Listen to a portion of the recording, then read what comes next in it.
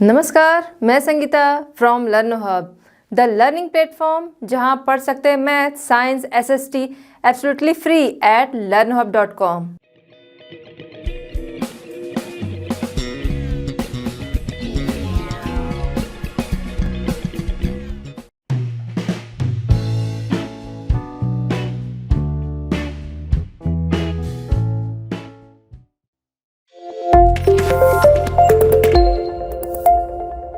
Start करते हैं बच्चों हमारा आज का चैप्टर। क्वेश्चन नंबर 1 यहाँ पर है, मल्टीपल चॉइस क्वेश्चंस हैं, ठीक है, यानी कि आपके पास ऑप्शंस हैं, जो राइट आंसर है उसे टिक करना है।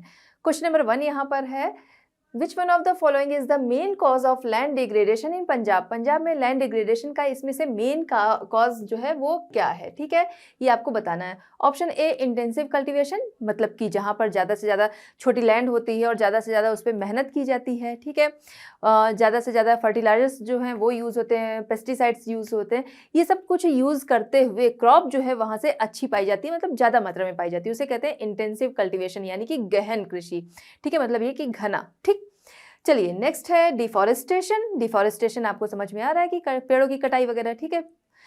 सी आपका है ओवर इरिगेशन एंड डी आपका है ओवर ग्रेजिंग, ठीक है।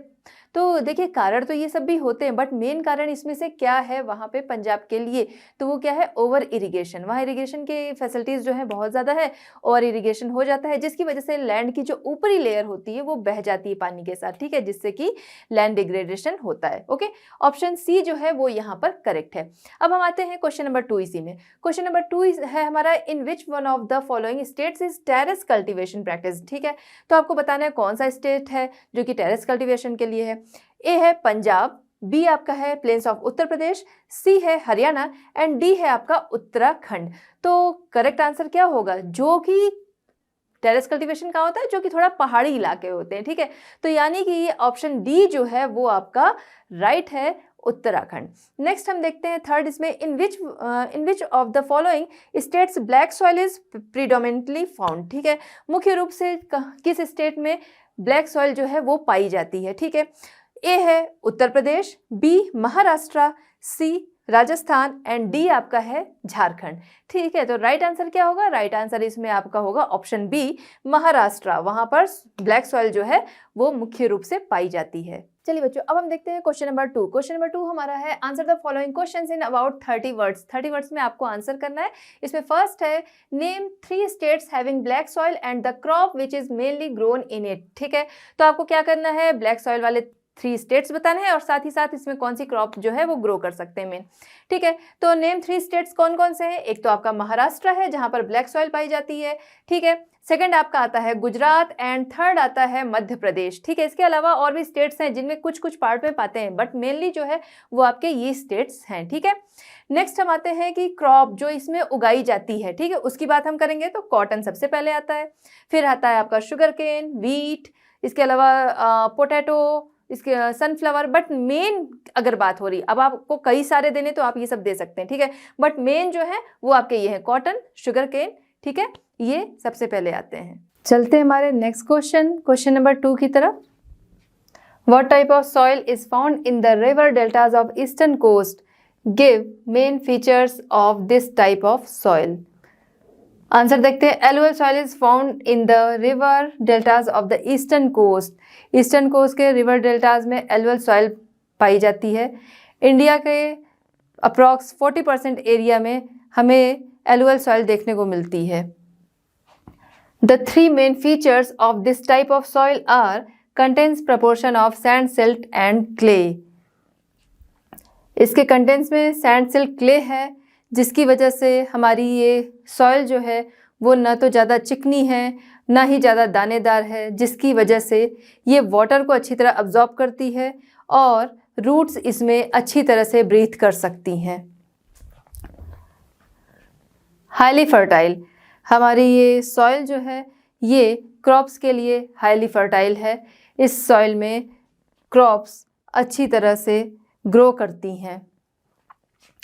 Third, contains proportion of potash, phosphoric acid and lime. इसके प्रपोर्शन में potash, phosphoric acid and lime होने की वजह से ये फर्टाइल होती है, जिसकी वजह से इस सॉइल में हमें बहुत तरह की फसलें देखने को मिलती हैं।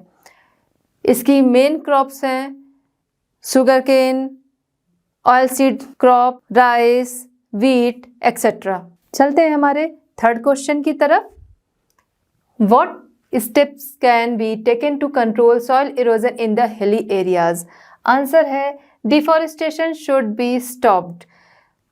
हिली एरियाज में सॉइल इरोजन कंट्रोल करने के लिए हमें स्टेप लेना होगा, डिफॉरेस्टेशन को कंट्रोल करना होगा, स्टॉप करना होगा और फॉरेस्टेशन को इंक्रीज़ करना होगा। फॉरेस्टेशन इंक्रीज़ करने से जो उनकी रूट्स होती हैं वो सॉइल को होल्ड करती हैं, जिनकी वजह से सॉइल इरोजन को स्टॉप करने में हेल्प मिलती है या कंट्रोल करने में हेल्प मिलती है।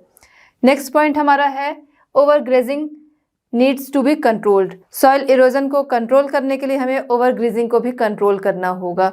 जो हमारे एनिमल्स होते हैं जब वो फसलों को चरने, घास चरने जाते हैं तो उनके हूफ से जो सॉइल होती है वो उखड़ती है, जिसकी वजह से सॉइल इरोजन होता है।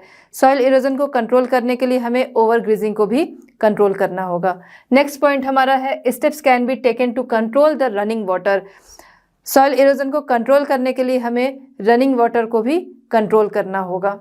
चलते हैं नेक्स्ट क्वेश्चन की तरफ। क्वेश्चन नंबर 3 है explain the land use pattern in India and why has the land under forest not increase much since 1960-61। 1960-61 के बाद हमारे जो फॉरेस्ट लैंड हैं वो इंक्रीज नहीं हुए हैं।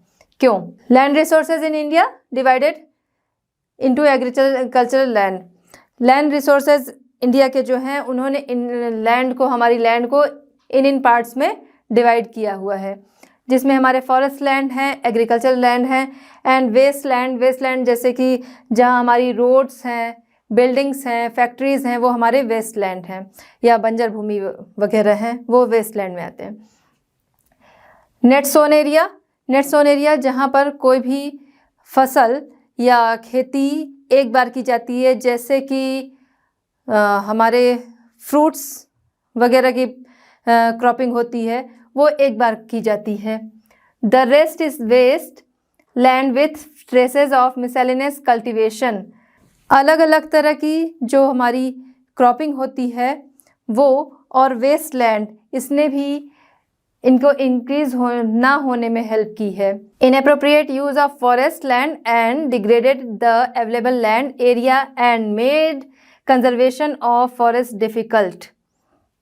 फॉरेस्ट लैंड के सही तरीके से यूज़ ना होने ने भी फॉरेस्ट इंक्रीज होने को डिफ़िकल्ट बना दिया है।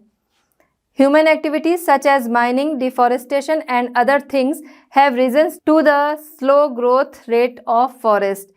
Human activity such as mining, mining वगैरह के कामों ने भी फॉरेस्ट लैंड को नुकसान पहुंचाया है। माइनिंग होने की वजह से फॉरेस्ट जो होते हैं वो नहीं पनप पा रहे हैं। Human activity, deforestation and other things have reasons, और अदर बहुत से रीजन्स हैं जिसने फॉरेस्ट ग्रोथ को डिफ़िकल्ट बनाया है और फॉरेस्ट ग्रोथ को स्लो किया है।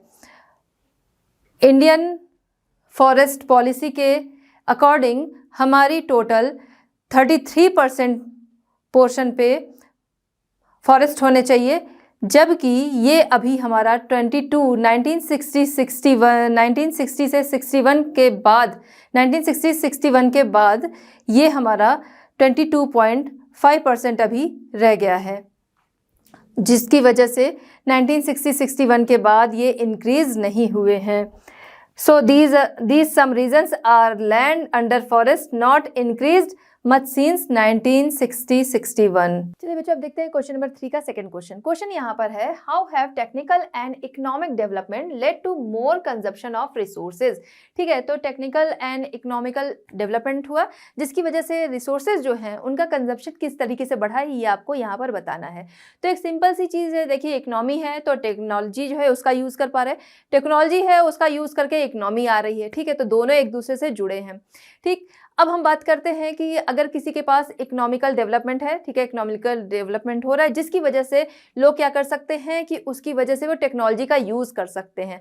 अब टेक्नोलॉजी का यूज़ करके रिसोर्सेज का वो यूज़ करते हैं, ठीक है, कंजप्शन रिसोर्सेज का बढ़ता है। अब जैसे देखिए आपके घरों में पानी आता होगा, ठीक है, सिंपली जो आ रहा है गवर्नमेंट की तरफ से, वो एक तो वो पानी आ रहा है। दूसरे क्या होता है, लोग अपने घरों में क्या करते हैं, सबमर्सिबल मोटर्स वगैरह जो होते हैं वो लगवा लेते हैं। तो उससे क्या हुआ, उससे वो एक्स्ट्रा पानी जो है वो ज़मीन से निकाल ले रहे हैं। तो ये किससे हुआ है, टेक्नोलॉजी से हुआ। और क्यों हुआ, क्योंकि पैसे थे इसलिए टेक्नोलॉजी का यूज़ हुआ, है ना। तो इकोनॉमिक डेवलपमेंट की वजह से क्या हुआ कि टेक्नोलॉजी का यूज़ किया और उसकी वजह से रिसोर्सेज जो है उनका कंजप्शन बढ़ा। इसी तरह जो भी और रिसोर्सेज होते हैं लैंड से निकाले जाते हैं, वो डायरेक्ट नहीं निकाले जा सकते। वो कैसे निकलते हैं, वो मशीनों का, टेक्नोलॉजी का यूज़ करके ही, ठीक है। नेक्स्ट हम देखते हैं, as a result of economic development the use of technology increase which increase resources exploitation. अब देख रही इकोनॉमी अच्छी है, टेक्नोलॉजी का यूज़ किया और उसकी वजह से रिसोर्सेज जो हैं, ठीक है, तो वो मिल जा रहे हैं आसानी से। जब वो आसानी से मिल जा रहे हैं तो क्या हो रहा है, उनका एक्सप्लॉयटेशन भी हो रहा है कि आसानी से मिलने की वजह से लोग उसका यूज़ भी ज़्यादा कर रहे हैं, ठीक है, ये हो गया। नेक्स्ट है, increase in the standard of living due to technological and economic development has led to increase in human needs. अब क्या है कि हमने देखा कि प्रोग्रेस लोगों की हुई, ठीक है, इकोनॉमिक डेवलपमेंट भी हो गया, टेक्नोलॉजिकल डेवलपमेंट भी है, तो और उससे क्या है कि लोगों की इकोनॉमी वगैरह बढ़ने से उनका लिविंग स्टैंडर्ड बढ़ता है। लिविंग स्टैंडर्ड बढ़ गया मतलब कि उनकी ज़रूरतें भी बढ़ रही हैं, ठीक है। तो वो ज़रूरतें पूरी करने के लिए कि जिन रिसोर्सेज के बिना काम चल सकता था, बट अब क्या है, उन रिसोर्सेज को लोग यूज़ कर रहे हैं क्योंकि उनकी इकोनॉमिकल कंडीशन अच्छी है ना। अगर जब तक वो चीज़ें नहीं थी, टेक्नोलॉजी नहीं थी, इकोनॉमिकल कंडीशन नहीं अच्छी थी, तो उन चीज़ों के बिना काम चल रहा था। अब क्या है, ये सारी चीज़ें होने के बाद अब उनके बिना काम नहीं चल सकता है। जैसे पहले बिना लाइट के लोग रहते थे, लाइट्स आ गई, फैन वगैरह का यूज़ करने लगे, ठीक है। मैं एक सिंपल उससे बता रही हूँ, रिसोर्सेज को आप इस जगह पे रख लीजिएगा। तो फैन जो है उसका यूज़ करने लगे, ठीक है। अब फिर कूलर वगैरह आ गए, फिर एसी है, उसके बिना नहीं काम चल रहा। तो क्या है कि टेक्नोलॉजी आ रही है, इकोनॉमी आ रही है और उसी के साथ साथ हम लोग जो रिसोर्सेज हैं उनका बहुत ज़्यादा यूज़, उनका कंजप्शन जो है वो बढ़ रहा है कि वो एक्सप्लॉयटेशन में चेंज हो रहा है। तो हमारा ये चैप्टर आज कंप्लीट होता है। मिलते हैं बच्चों आपसे हम फिर new chapters and new questions के साथ at Learno hub. Learno hub free है पर बेस्ट है।